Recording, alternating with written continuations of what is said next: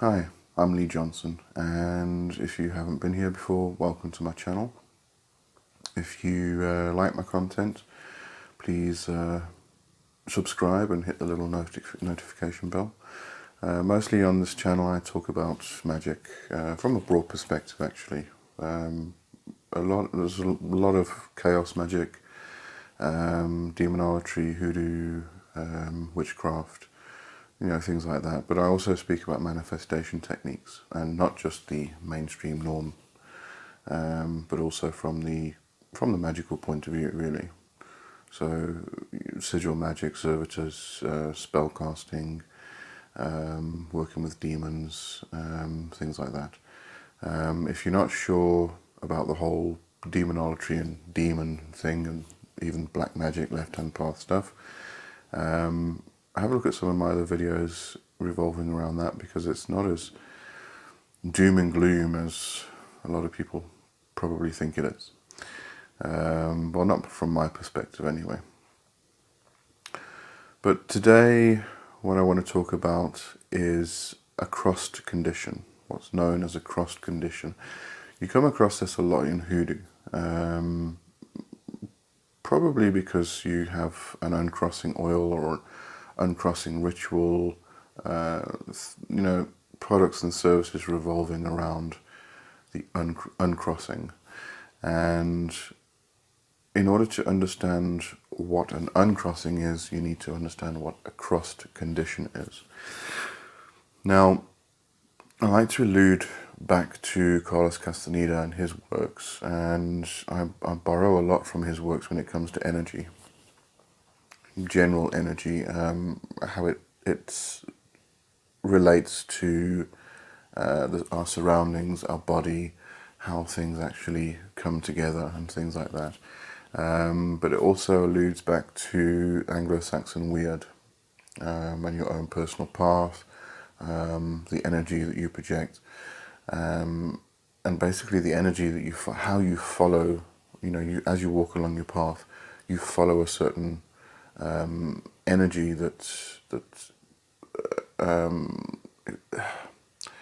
I think the easiest way to explain it from the Anglo-Saxon weird point of view that I've come to understand it, weird has a lot of different aspects, connotations, applications, etc. But one of them is that you imagine kind of like a rod of energy or a cord of energy that's projecting from you outwards, but it's actually coming in towards you. And as you walk along your path, that thread continues to move through you, into you. But it's also a case of the energy that's around you also flows in and out of you, and you therefore are one with everything. You are connected to everything within your surroundings. We can even go into Kabbalah with mention of Avir and Ruhaniyat. Avir is the universal force or the universal energy, and that surrounds us, it's in our environment. But as it enters into the physical body, and it becomes a physical form, then it becomes Ruhaniyat. It gets changed from unknown to known, or from non-physical to physical. Obviously, all of these terms, we could go on and on for hours just talking about what it really means. So I'm really just glossing over what they actually mean. They're quite involved and quite in-depth topics actually. But coming back to Carlos Castaneda, in his works, in his books, he spoke about energy filaments, and as we meet people or we come to new places and we experience new things and new places, we connect energy filaments to these people and these places. And as we go on through life, we meet new people, we come to new places, and we keep connecting these energy filaments to them. And as we do this, we don't only connect energy filaments to them, but they also connect energy filaments to us, and we pass power backwards and forwards between the people and ourselves, or the places and ourselves. And in many regards, this is what creates memory. And if you go into Carlos Castaneda's work and related shamanic work, then you'll find that there's a practice called recapitulation, where you actually disconnect your energy and you pull it back, and you disconnect that person's energy or that place's energy, and you pass it back to them. So what you're actually doing is instead of sharing your energy, you're then retaining energy. So you're pulling your energy back, your power back. You're giving yourself your power back, basically. And there's a whole reason for this, and a process that happens, and a practice you actually do to do the recapitulation. But that's not a topic for this particular video. So, bearing all of that in mind, imagine yourself, you could actually practically do this if you want to. You can just stand up, close your eyes, and visualize a lot of filaments of energy projecting out of your body, and they're going forwards, and there's like a path in front of you, and that's your path through life. And as you see the path, it winds and it twists and it goes down and it goes up, and the path just continues on, and the energy filaments follow this path. And as you walk along the path, you move along the energy filament, as it were. Actually, a good example of this is Donnie Darko. If you ever watched that movie, there's a part in there where it's like it's energy, but it's almost like a jellyfish type of thing that extends out of his solar plexus, and it kind of goes around the corner and looks at things and moves around, and he can see what's happening through the house, because this energy filament, or this energy, I can't even call it a rod, because a rod would be solid, but well, anyway, this tube of energy comes out of him, and it's a bit like that actually, except that what I'm talking about are thousands and thousands of energy filaments just extending out of your body, and going along this path. Now, if all of those energy filaments are moving forward, then that's a condition which is uncrossed. If your condition is crossed, then what's happening is all the energy filaments, they're not moving forward, they're all starting to entangle, and they're starting to mash together, and they're starting to move in and out of each other, and they're getting all tangled up and crossed, and that's where crossed comes from. So that's what makes the crossed condition. And when this happens, if you've visualized this properly, what I'm trying to explain, if all your energy filaments are crossed and tangled, they're not moving forward in a straight line and in an easy line. So what happens is you can't move forward. So when you're in a cross condition, you feel like you're held back, like you can't take that step forward, you can't move forward in life. You seem to just be having bad luck all the time. You're getting into accidents, losing money, just all these things that keep happening that you feel like you're cursed. In some cases, a cross condition is caused from a curse, but I suppose some people would argue with me, but I think that's extremely rare. A proper curse is something that's extremely rare, in my opinion. For a practitioner to be able to properly curse someone, they have to be very adept in their practice. Now, this isn't to say that self-fulfilling prophecies in terms of a curse don't happen. And what I mean by this is that, for instance, I'll give you an example. Let's say that there's somebody who's considered to be quite powerful with their magic.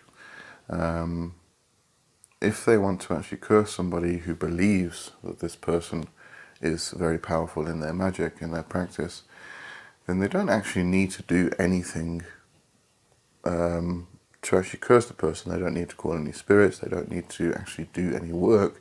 All they really need to do is just go to the person and say, I've cursed you.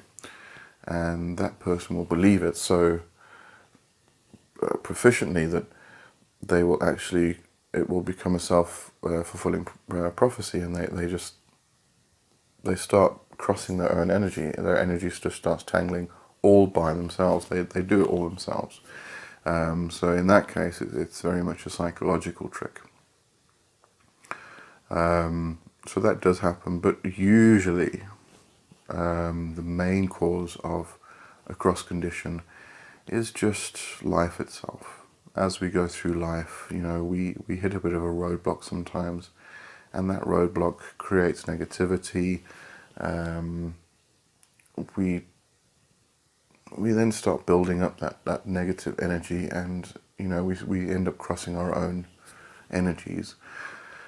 And that's just normal. That's just life itself. But it can get to a point where it becomes quite difficult to actually move beyond that and uncross that condition, so that we can start moving forward again. Because every time we try and move forward, we just hit this roadblock, and we feel like we're just no good, and life is against us, the universe is against us, and we will just never get there. But we can. So now that I've explained what a cross condition is, we need to know how to uncross it. And there are various methods and ways you can do this. I think the obvious one, from a general point of view, rather than considering magic and hoodoo, would be to meditate, really. Just quiet the mind.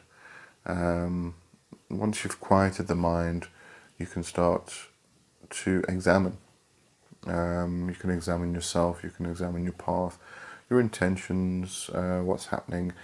You can go back to try and figure out where the cross condition started, where that negativity began, and you can work on that. That's quite a lengthy process. Could take weeks, months, what have you, but it is actually a good way to actually get rid of a cross condition. But you have to keep working at it, which is quite difficult. To try and keep up that motivation when you're in that state of negativity isn't very easy. So other methods would be using hoodoo and candle magic. You get uncrossing oil, you get uncrossing herb blends, and you can use that in a candle magic. One thing I actually like to do, then what I would do is I would do some breath work, and then I would start breathing in, and when I breathe out, I actually project energy outwards, and through the projection of the energy outwards, I actually push energy filaments out. So if they're crossed and tangled, as I breathe out, I push them out, so that they all spread out and go where they're supposed to be going, rather than being clumped up in a bunch. So you can try that actually, is to just breathe in, take a deep breath in, and then as you breathe out, project it. So you push the breath out, and as you push the breath out, you push the energy filaments out from an entangled state out into an uncrossed state. You can try that. You can try distance healing, or go for a Reiki session, something like that. Some kind of energy healing would also help. So as I said, there's a few methods you can use to actually uncross a cross condition. If you're not sure how to do it, or not sure if you want to do it yourself, then seek out somebody who can do it for you. As I say, this may be an energy healer, it may be a root worker, Somebody who practices hoodoo is quite talented and quite gifted at performing uncrossings. And once you've actually done an uncrossing though,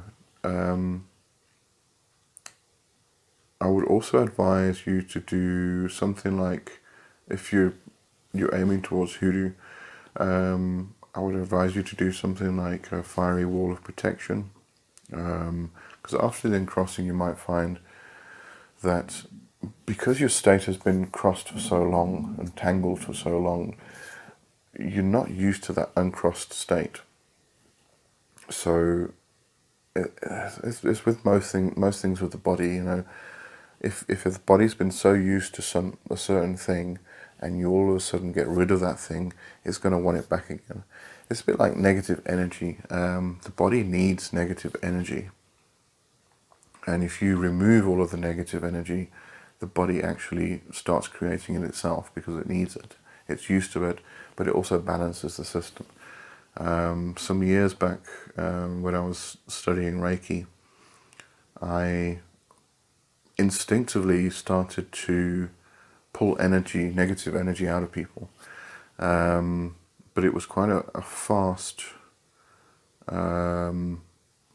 intense sort of extraction, really. It wouldn't be like a progressive thing over weeks. It would be within 5 minutes, I have dragged all of the negative energy out of the person. And the first time I did it, as I say, it was instinctual. For some reason, I got to the feet in the Reiki session, and I just felt like I wanted to pull all this negative energy out, and I dragged it all out, got rid of it, and finished the session, and the person got up and felt absolutely fantastic. And then the next day, I asked them how they're feeling, and she said he got home, and within 2 hours he couldn't walk. And then I went back to my Reiki master, and I said, I'm doing this thing where I'm just pulling negative energy out of people, but it doesn't seem to be having a very positive effect. It does initially, but then the people are in pain afterwards, or there's just something negative happens. And so we went through.